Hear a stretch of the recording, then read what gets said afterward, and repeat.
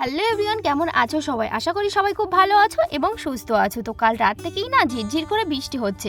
আজকে সকাল হতে না হতে একটু বৃষ্টিটা থেমেছে। আর দেখো চারিদিকের পাতাগুলো কত সবুজে সবুজ হয়ে গেছে।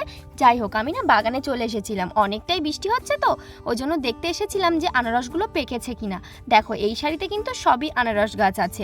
আর যাই হোক, এটা কি ফল তোমরা যদি জানে থাকো তাহলে অবশ্যই কমেন্টে জানিও। আর এই যে এত বড় একটা আমড়া গাছ দেখেছো, আমড়া গাছে মাত্র 3টি আমড়া হয়েছে।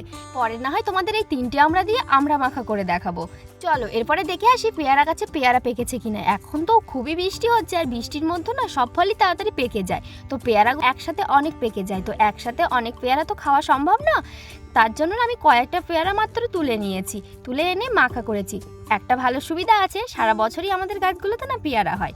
আর আজকে যেহেতু বৃষ্টি হচ্ছে, সকালবেলা একদমই আর ভাত খেতে ইচ্ছা হলো না, ওই জন্য ম্যাগি করে নিয়েছি। এখন ম্যাগিটাই আমি খেয়ে নেব।